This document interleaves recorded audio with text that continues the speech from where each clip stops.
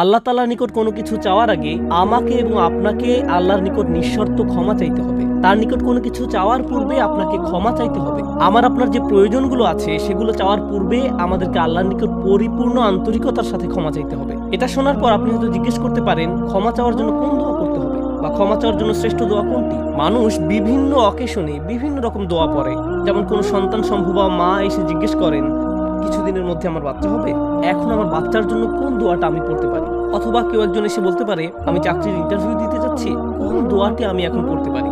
আমাকে বিশেষ সময় উপলক্ষে বিশেষ দোয়া বলে দিন। আমি আপনাদের বলছি, বিশেষ সময়ের ওই দোয়াগুলো অবশ্যই গুরুত্বপূর্ণ, কারণ সেগুলো পবিত্র এবং আল্লাহর কাছ থেকে অবতীর্ণ। কিন্তু সকল সমস্যার ক্ষেত্রে কমন দোয়া হলো আল্লাহর নিকট ক্ষমা প্রার্থনা করা। যে একটি দোয়া আপনার সকল সমস্যা দূর করবে তা হলো সত্যিকার ভাবে আল্লাহর নিকট ক্ষমা প্রার্থনা করা। নূহ আলাইহিস সালাম তার জাতিকে আল্লাহর দিকে ডেকেছিলেন 900 বছরেরও বেশি সময় ধরে। তিনি তাদের নিকট অবিরাম দাওয়াত দিয়ে গেছেন। তার নবুয়তি জিন্দেগির শেষ দিকে এসে তিনি পিছনে ফিরে দেখেন এবং তিনি তাদের নিকট যে বার্তাটি দিতে চেয়েছিলেন তার একটা সার অংশ দাঁড় করিয়েছেন। অবশ্যই তিনি তাদের নিকট শুধু একটি বার্তা দেননি, তিনি তাদের উদ্দেশ্যে শুধু একবার বা দুইবার কথা বলেননি।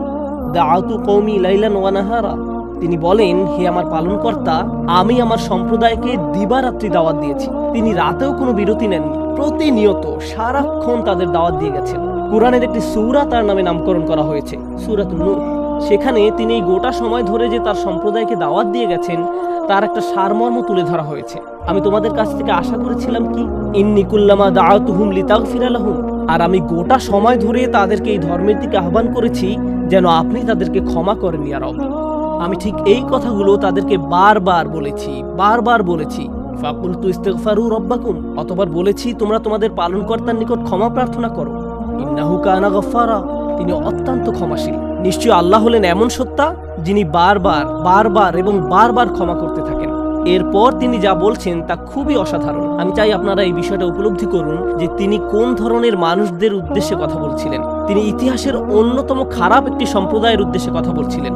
নূহ আলাইহিস সালামের সম্প্রদায়কে পৃথিবীর অন্যতম চরম অবাধ্য জাতিগুলোর একটি হিসেবে বর্ণনা করা হয়েছে। সূরাতুজ জারিয়াতে আল্লাহ বিভিন্ন জাতি সম্পর্কে বর্ণনা করেছেন যারা আল্লাহর বিরুদ্ধে অর্থাৎ তাদের নিকট প্রেরিত রাসূলের বিরুদ্ধে বিদ্রোহ ঘোষণা করেছিল, ফলে তাদের ধ্বংস করে দেয়া হয়েছিল। এরপর সূরা নাজমে যখন নূহ আলাইহিস সালামের জাতির কথা আসলো, তিনি বললেন, ইন্নাহুম কানু হুম আযলামা ওয়া আতগা, নিশ্চয়ই তারা ছিল অতিশয় জালিম এবং চরম অবাধ্য।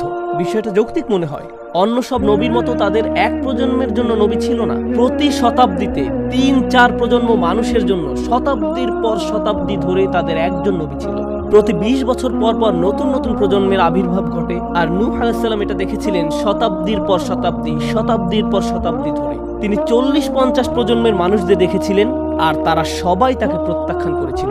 আর তিনি সকল প্রজন্মকে একই দাওয়াত দিয়ে যাচ্ছিলেন। তিনি চরম অবাধ্য এক জাতির উদ্দেশ্যে কথা বলছিলেন। তাদের নিকট তিনি কি প্রস্তাব তুলে ধরেছিলেন? তিনি বলেন, ইস্তিগফারু রাব্বাকুম, তোমাদের রবের ক্ষমা প্রার্থনা করো। ইন্নাহু কানা গফফারা, তিনি বারবার ক্ষমা করতে থাকেন। তোমরা বারবার আল্লাহর অবাধ্যতা করছিলে, আল্লাহ বারবার ক্ষমা করতে থাকেন। কিন্তু তার প্রস্তাব এখানেই থেমে থাকেনি। তিনি বলেন, ইউরসিলিস সামাআ আলাইকুম মিদরারা, এখানে ইউরসিল হলো জবাবে আমর। এর মানে হলো, যদি তোমরা তার নিকট ক্ষমা প্রার্থনা করো তাহলে আল্লাহ তোমাদের জন্য আসমানের দরজা খুলে দেবেন আর এটা তোমাদের উপর অজস্র ধারায় করুণা বর্ষণ করবে। এর দ্বারা বৃষ্টিও বোঝানো হতে পারে। পরিহাসের বিষয় হলো, এখানে বৃষ্টি দ্বারা বন্যার ইঙ্গিত করা হয়নি, যদিও শেষমেশ তারা বন্যায় কবলিত হয়েই ধ্বংস হয়ে যায়। এই আয়াতে আল্লাহ ভিন্ন ধরনের বৃষ্টির কথা বলেছেন।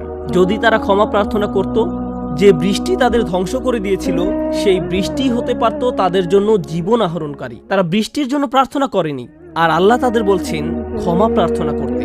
তোমরা যদি ক্ষমা প্রার্থনা করো, আকাশের দরজা তোমাদের জন্য খুলে যাবে আর তা বৃষ্টি বর্ষণ করতে থাকবে। আল্লাহ বলেননি যে পানি বর্ষিত হবে, তিনি বলেছেন আকাশ বর্ষণ করবে। কারণ আকাশ শুধু বৃষ্টি নয়, আরো রহমত বর্ষণ করতে পারে। আকাশ থেকে আসে ক্ষমা, আকাশ থেকে প্রশান্তি আসে, বিশ্বাস আসে, রিজিক আসে, সমস্যার সমাধান আসে আসমান থেকে। তিনি তোমাদের জন্য আকাশ খুলে দিবেন আর আকাশের সকল সম্পদ তোমাদের উপর অঝোর ধারায় বর্ষিত হবে। আর তোমরা এতদিন এই রহমতের ভাগীদার হতে পারছিলে না, কারণ তোমরা ক্ষমা প্রার্থনা করোনি। তাই এখন ক্ষমা চাইলে এটা খুলে যাবে। আপনি সাধারণত একটা একটা করে আপনার সমস্যাগুলোর কথা আল্লাহকে বলেন। আপনার এমন সমস্যাও থাকতে পারে যার বর্তমান থাকার কথা আপনি নিজেও জানেন না, কিন্তু আল্লাহ জানেন। আমি আর আপনি যদি সত্যিকার অর্থে আল্লাহর নিকট ক্ষমা চাইতে পারি, তাহলে ওই অজানা সমস্যাগুলো স্বর্গীয় হস্তক্ষেপে সমাধান হয়ে যাবে। ইউরসিলিস সামা আলাইকুম মিদরারা, তিনি আকাশকে তোমাদের উপর অঝোর ধারায় বর্ষণ করবেন। আল্লাহ সুবহানাহু ওয়া তাআলা এখানেই থেমে যাননি। আপনি কার জন্য ক্ষমা চাচ্ছেন? নিজের জন্য। ইস্তিগফারু রাব্বাকুম, তোমাদের নিজেদের জন্য ক্ষমা প্রার্থনা করো। আল্লাহ বলেন ওয়ায়ুমদিদকুম আমওয়ালিন ওয়া বানিন, তিনি ধন সম্পদ এবং সন্তান দিয়ে তোমাদের ঐতিহ্যকে সমৃদ্ধ করে দিবেন। এমন সম্পদ নয় যা আপনাকে আল্লাহর কাছ থেকে দূরে সরিয়ে দিবে, কারণ এই সম্পদ দেওয়ার কথা এসেছে আপনার ক্ষমা চাওয়ার প্রেক্ষাপটে। তিনি আপনাকে ভালো সম্পদ দিবেন যা আপনার জন্য দুনিয়াতে এবং পরকালে কল্যাণ নিয়ে আসবে। তিনি আপনাদের ভালো সন্তান দান করবেন যারা আপনাদের জীবিত থাকা অবস্থায় ভালো কাজ করবে, তারা আপনাদের সম্মান করবে, ভালোবাসা দেখাবে, আনুগত্য করবে, আপনি তাদের দেখে গর্বিত হবেন। তারা জীবিত থাকা অবস্থায় আপনাকে সুখী করবে, এমনকি আপনি এই দুনিয়া ছেড়ে চলে গেলেও তারা ভালো কাজ করতে থাকবে, যা সাদকা জারিয়া হিসেবে আপনার আমলনামায় এসে যোগ হবে। আল্লাহ আপনাকে এই সব কিছু দান করবেন। প্রসঙ্গত এই দুই শব্দ সম্পদ এবং সন্তান সন্ততি এই সূরার শেষের দিকের একটি আয়াতেও এসেছে। ইন্নাহুম আসাউনি ওয়াত্তাবাউ মান লাম ইয়াজিদহু মালুহু ওয়া ওয়ালাদুহু ইল্লা খাসারা, আমার সম্প্রদায় আমাকে অমান্য করেছে আর অনুসরণ করেছে এমন লোককে যার সম্পদ ও সন্তান সন্ততি কেবল তার ক্ষতি বৃদ্ধি করেছে। ধন সম্পদ এবং সন্তান সন্ততি ক্ষতির উপকরণ, কিন্তু আপনার ক্ষমা চাওয়ার পরে আল্লাহর পক্ষ থেকে যে ধন সম্পদ এবং সন্তান সন্ততি আসে তা আপনার জন্য কল্যাণ নিয়ে আসে। একই সম্পদ এবং সন্তান সন্ততি, পার্থক্য হলো এখন তাদের উপর আল্লাহর ক্ষমা ও রহমত আছে। বিষয়টা এমন যেন তারা দূষিত হয়ে গিয়েছে যতক্ষণ না আল্লাহ তার ক্ষমার মাধ্যমে তাদের পরিশুদ্ধ করে দেন। ইস্তিগফারু রাব্বাকুম, তোমাদের রবের কাছে ক্ষমা চাও। আল্লাহর কাছে ক্ষমা চাওয়ার মাধ্যমে আপনি কি কি সুবিধা পাবেন? আল্লাহ আপনার জন্য আকাশের দুয়ার এমনভাবে উন্মুক্ত করে দিবেন যা আপনার জন্য অকল্পনীয়। আপনি সঠিক দিক নির্দেশনা পাবেন, আপনার বুঝ ব্যবস্থার উন্নতি হবে, আপনার ব্যক্তিগত ও পারিবারিক সমস্যার সমাধান হয়ে যাবে। ওয়ায়ুমদিদকুম আমওয়ালিন ওয়া বানিন, আর তোমাদেরকে ধন সম্পদ ও সন্তান সন্ততি দিয়ে সাহায্য করবেন। এটাই শেষ নয়, আল্লাহ আরো বলছেন ওয়ায়াজআল লাকুম জান্নাতিন ওয়ায়াজআল লাকুম আনহারা, তোমাদের জন্য বাগ বাগিচা দিবেন আর দিবেন নদ নদী। এসব আল্লাহর ওয়াদা। আপনাকে কি কি দিবেন যদি আপনি শুধুমাত্র ক্ষমা প্রার্থনা করেন? সহজভাবে বুঝিয়ে বললে আল্লাহ বলছেন আপনি যে কোনো কিছুর জন্য চাইতে পারেন অথবা শুধু ক্ষমা প্রার্থনা করতে থাকেন, তাহলে আপনার সব চাওয়া পূরণ